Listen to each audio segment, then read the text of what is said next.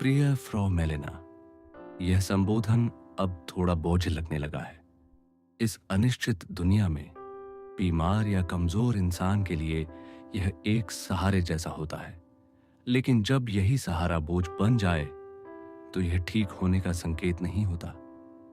मैं कभी जर्मन लोगों के बीच नहीं रही, हालांकि जर्मन मेरी मातृभाषा है, इसलिए वह मेरे लिए स्वाभाविक है। फिर भी मुझे चेक भाषा से ज्यादा लगाव है। आपका पत्र मुझे कई उलझनों से बाहर निकालता है। आपके पत्र को पढ़ते समय मुझे ऐसा लगता है जैसे मैं आपको सामने देख रहा हूं। आपकी हर हरकत, आपके हाथों की दृढ़ता, ये एक मुलाकात जैसा अनुभव देता है। लेकिन जब मैं आपके चेहरे को साफ देखने की कोशिश करता हूं तो जैसे सब कुछ आग में बदल जाता है, कुछ भी स्पष्ट नहीं दिखता। आपने अपने जीवन के लिए जो नियम बनाए हैं वे किसी को उन पर विश्वास करने के लिए आकर्षित कर सकते हैं, लेकिन नियम बनाना कभी कभी अहंकार भी हो सकता है। मैं खुद भी ऐसा ही हूं। जहां तक मेरी बात है, मैं आपके बनाए नियमों पर विश्वास तो करता हूं, लेकिन मुझे यह समझ नहीं आता कि वे आपकी जिंदगी पर इतने कठोर और हमेशा के लिए कैसे लागू हो सकते हैं। यह एक समझ है, लेकिन सिर्फ रास्ते का एक हिस्सा है, और यह रास्ता कभी खत्म नहीं होता। मुझे डर लगता है आपको इस कठिन स्थिति में जीते हुए सोचकर। अब मैं अपने बारे में बात करता हूं। अगर हम इसे एक स्कूल असाइनमेंट की तरह देखें तो आपके पास मुझसे व्यवहार करने के 3 तरीके थे। 1, अपने बारे में कुछ भी ना बताते। इससे मैं आपको समझने का मौका खो देता और खुद को भी परख नहीं पाता।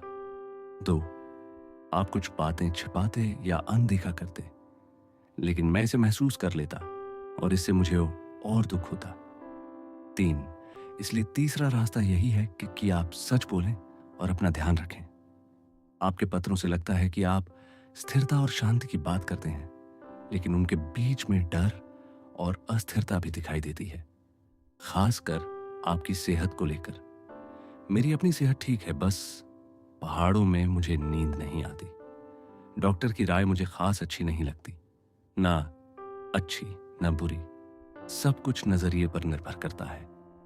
डॉक्टर पूरी तरह भरोसेमंद नहीं होते, लेकिन उनसे पूरी तरह नजरअंदाज भी नहीं किया जा सकता।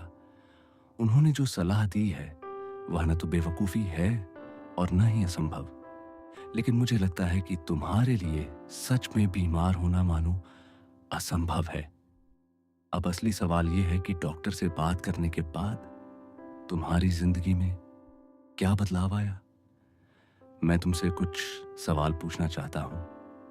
तुम्हारे पास पैसे क्यों नहीं हैं? कब से नहीं है? क्या तुम अपने रिश्तेदारों के संपर्क में हो? पहले तुम्हें जो पैकेज मिलते थे क्या अब बंद हो गए हैं? वियना में तुम पहले इतने लोगों से मिलती थीं, अब क्यों नहीं? तुम अपनी रचनाएं मुझे क्यों नहीं भेजना चाहती? क्या तुम्हें मुझ पर भरोसा नहीं?